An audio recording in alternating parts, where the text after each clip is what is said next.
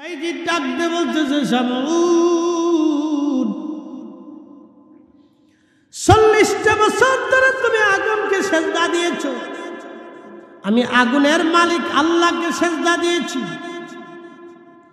ভাইজি বুস্তামি ডাক দেখায়, শামউন ওই আগুনের মালিক যিনি আমার রব, আমি তাকে খুশি করেছি, যার কারণে আজকে আগুন আমাকে ছুতে পারে নাই, ধরতে পারে নাই, পোড়াইতে পারে নাই। শামউন তুমি সেই মালিক আল্লাহ এক মেনে নাও। শামউন ডাকদা বলল, ভাইজি আর বুঝার বাকি নাই, তোমার ধর্মই সত্য।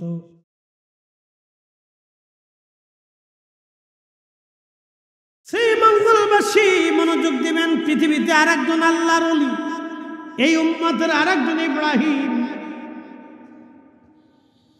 তার নাম হযরত বাইজিদ বুস্তামি। ওনার বাড়ির পাশে একজন আগুনের পূজারী ছিল, তার নাম ছিল শামউন। ইরানের আদি মানুষগুলি মাজুসি ধর্মের অধিকারী ছিল, তারা আগুনকে খোদা মনে করত। তারা ভাবত আগুনই আমাদের খোদা, আগুনই আমাদেরকে দিয়ে থাকে, আগুনই সব করে থাকে। আচ্ছা, আপনাদেরকে এখন প্রশ্ন করি, জবাব দিবেন, অ্যাটেনশন। আগুন কি কোনো মাধ্যম ছাড়া জ্বলে?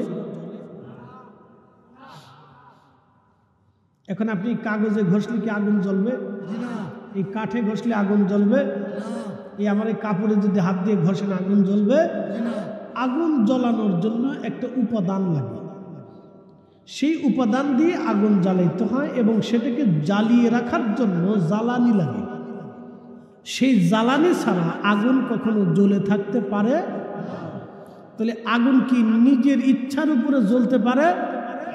নিজের ইচ্ছার উপরে কিন্তু জ্বলে থাকতে পারে না। তাহলে আগুনও কারো না কেউ তাকে নিয়ন্ত্রণ করে। তাহলে যে অন্য কর্তৃক নিয়ন্ত্রিত হয় সে কখনো খোদা হতে পারে না। এই জন্য আল্লাহ বললেন, আল্লাহুস সামাদ, আমি কারো মুখাপেক্ষী না, সব আমি আল্লাহর মুখাপেক্ষী। বলে হুজুর কি করে? হ্যাঁ, আপনি নিজেও আল্লাহর মুখাপেক্ষী। বলে কি করে? বলতেছি, শিশুকালে আপনি একরকম ছিলেন, এরপরে কিশোরে আপনি আর এক রকম, এরপরে বালকে আপনি আর এক রকম, এরপরে যৌবনে আপনি আর এক রকম, এরপরে বৃদ্ধকালে আপনি আর এক রকম। বলেন, আপনি কি নিজের ইচ্ছায় নিজের মতো থাকতে পেরেছেন? আপনার এই দেহের পরিবর্তন কার ইচ্ছাতে? না, একসাথে বলেন, কার ইচ্ছা? চুল পাকে কার ইচ্ছা? কিন্তু ছোট্টকালে, শিশুকালে আপনার চুল পাকে নাই। শিশুকালে শরীরের ত্বক আর বৃদ্ধকালে তোর শরীরের ত্বক একরকম না। তাহলে বুঝতে হবে আমার এই দেহটা আমার অধীনে নাই। কি কথা বুঝাইতে পারছি? আমাদের এই দেহ আমাদের অধীনে। কার অধীনে? একসাথে বলেন, কার? ওই সৃষ্টিকর্তা, আমরা তার মুখাপেক্ষী, সে আমাদের মুখাপেক্ষী না। আল্লাহুস সামাদ, আল্লাহুস সামাদ, আল্লাহ কারো মুখাপেক্ষী না, আমরা সব আল্লাহর মুখাপেক্ষী। প্রিয় উপস্থিতি, এগুলো আমাদের অনেক কিছু বুঝতে হবে। এই একই মাটির ভিতর থেকে আল্লাহ হাজার হাজার ফল তৈরি করছে। একই মাটি, তুলসী পাতা, এটা খাইলে আপনার কাশি ঠান্ডা নিরাময় হবে। একই মাটির ভিতর থেকে আল্লাহ আর একটা পাতা বের করলেন, ধুত্রা পাতা। এটা বাইটে আপনি যদি রস বানায় খান তো লুঙ্গির জায়গায় লুঙ্গি থাকতো না, লুঙ্গি মাথায় বাঁধে ওরা শ্রীমঙ্গলদের দৌড়াবেন আর খেল খাবেন, এই দেশের প্রেসিডেন্ট আমি, প্রধান উপদেষ্টা আমি। আমাদের মাদ্রাসায় এক রুমের ভিতর 12টা ছেলে থাকে, তো 12টার এই একটার খাজলি হলে আরো 10টার হয়। খাজলি সোয়াইছে রোগ না, একটার হয়েছে, সব কটার হয়েছে। একটার সারলে আর একটা সারে না, আরেকটার ধরলে আর একটা ধরে না, ওষুধ খেলে একটা শেষ হলে আর একটা ধরে, তো সারা বছরে খাজলি শেষ হয় না। তো এক মুরব্বী বুদ্ধি দিয়ে তোমরা এক কাজ করো বাবা, এই ধুত্রা পাতা আইনে সুন্দর করে একবারে সবজি বানিয়ে, শাক বানাইয়া তোমরা গরম ভাত দিয়ে খাওগে, সবার এক লগে সেই যে কি বুদ্ধির বুদ্ধি দেখে। দুনিয়াতে কিছু মানুষ আছে দেখবেন খালি কুবুদ্ধি দেয়, এরা মানুষ না, এরা শতান। কি কথা কর না কেন, এরা মানুষ না। পৃথিবীতে মানুষের সংখ্যা খুব কম। আমরা মানুষ ভালো কাজ করি না তো। পৃথিবীর যত ধর্ম হোক, কোন ধর্মে কি মিথ্যা কথা বলার সুযোগ আছে? না, কোনো সুযোগ নেই। একটু মনোযোগ দিবেন তো। এই সবাই মিলে ধুতরা পাতা নিয়ে এক লগে গরম ভাত দিয়ে খাইছি, তো 12টা পোলা এক লগে পাগল হয়েছে। লুঙ্গি খুলে সারা মাদ্রাসার সামনে দিয়ে সব দড়ি বেড়াইতেছে। হাই হাই, কি হইল? সব কটে গেল ল্যাংটা ব্যাংটা দৌড়াচ্ছে। কারণটা কি? সবাই দড়ি ফিরে নিয়ে হসপিটালে গেছে। নেওয়ার পরে ডাক্তাররা বাঁধতেছেন ওয়াশ টোয়াশ করার জন্য, ভিতর থেকে বের করার চেষ্টা করতেছে। তো একটা খুব শক্তিশালী ছিল, এটা ধাক্কার দুঃখে ছুটে উঠে বেরিয়ে লুঙ্গি খুলে হসপিটালের সামনে যে পাগড়ি বেঁধে আয় জানাজা পড়াবো আজকে। আল্লাহ, কি যে কাণ্ড কারখানা!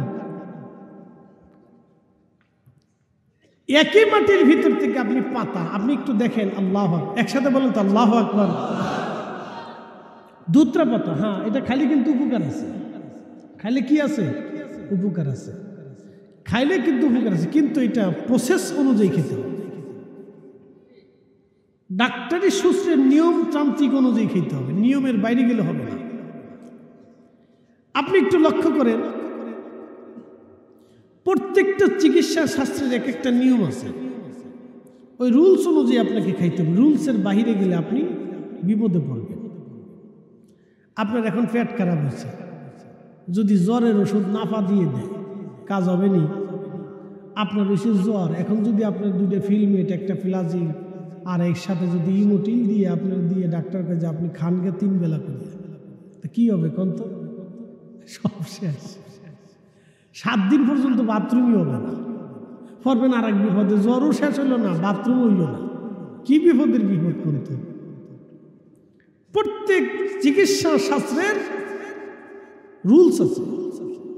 আল্লাহর সৃষ্টির আল্লাহ রুলস তৈরি করে দিয়েছে, নিয়মতান্ত্রিক অনুযায়ী আল্লাহ সালা। কি কথা কর না কেন, ঠিক কিনা? আপনার দেহ আপনার নিয়ন্ত্রণে নেই।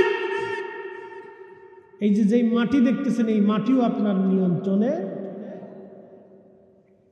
আপনি ফসল বোনাইলেই ফসল পাবেন না, নিয়মতান্ত্রিকতার ভিতরে আসতে হবে।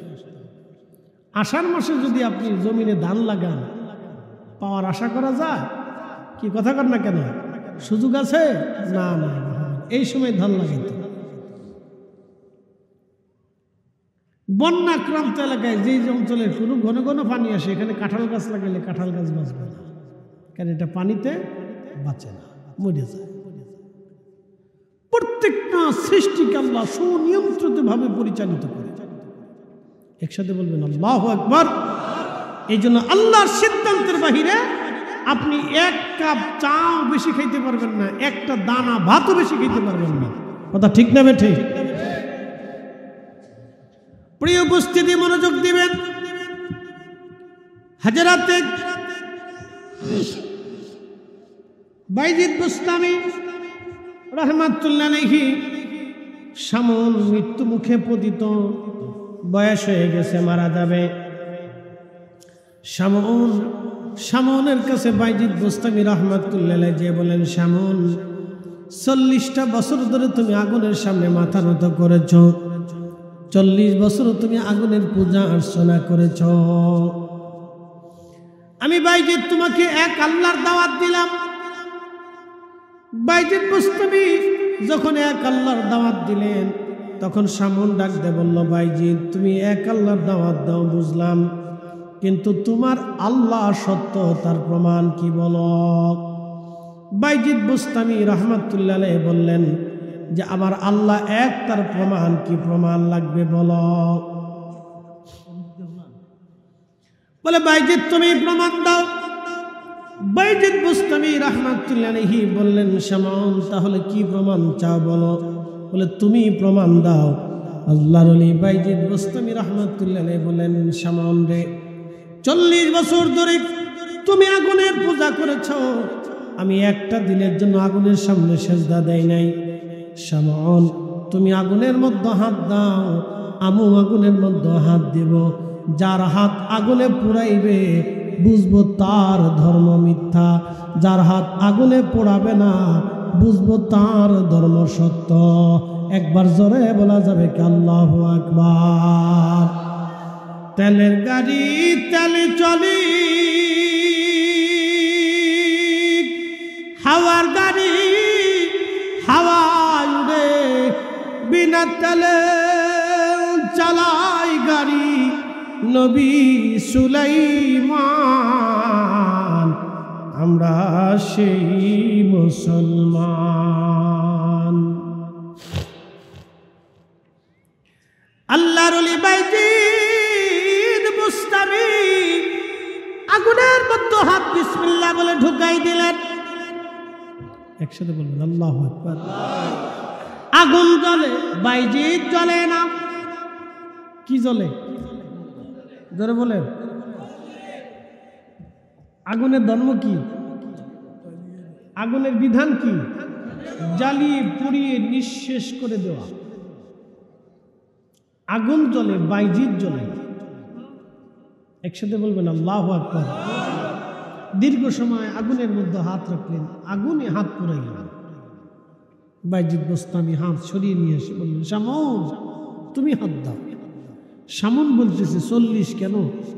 40,000 বছর যদি আগুনকে সেজদা দিই তো আগুনে তো আর আমার খাতির করতে, আগুনে আমার ছাড়ত না। তখন শামউন বলল, বাইজিদ কি করে তুমি এই নিয়ামত হাসিল করলে? বাইজিদ ডাকতে বলতেছে, শামউন 40টা বছর ধরে তুমি আগুনকে সেজদা দিয়েছো, আমি আগুনের মালিক আল্লাহকে সেজদা দিয়েছি। বাইজিদ বুস্তামি ডাক দেখায়, শামউন ওই আগুনের মালিক যিনি আমার রব, আমি তাকে খুশি করেছি, যার কারণে আজকে আগুন আমাকে ছুতে পারে নাই, ধরতে পারে নাই, পোড়াইতে পারে নাই। শামউন তুমি সেই মালিক আল্লাহ এক, মেনে নাও। শামউন ডাকতে বলল, বাইজিদ আর বুঝার বাকি নাই, তোমার ধর্মই সত্য। পড়ে দাও মধুর কালেমা লা ইলাহা ইল্লাল্লাহু মুহাম্মাদুর রাসূলুল্লাহ সাল্লাল্লাহু আলাইহি ওয়াসাল্লাম।